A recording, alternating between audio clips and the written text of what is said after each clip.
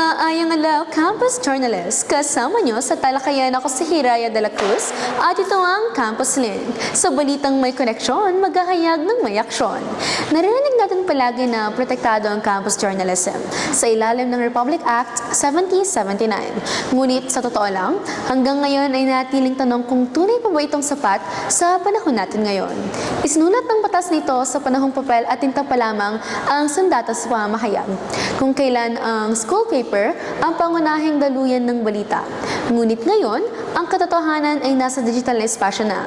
Nasa social media, online publications, at real-time reporting kung saan mas mabilis kumalat ang impormasyon.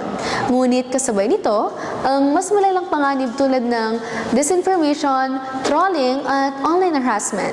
Sa kabila ng pagbagong ito, tila natiling tahimik ang batas. Walang malinaw na proteksyon sa mga student journalists na aktibo sa digital platforms. Walang konkretong mekanismo laban sa censorship at administradong panggigipit.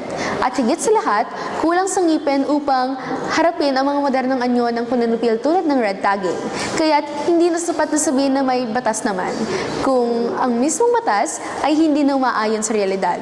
Dahil ang batas na hindi sumasabay sa panahon ay hindi proteksyon, kundi ilusyon.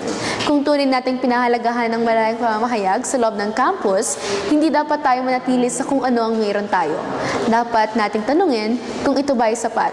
At kung hindi ito sapat, dapat natin itong baguhin. Muli ako si Hiraya de la Cruz mula sa Campus Link. Sa balitang may koneksyon, maghahayag ng may aksyon.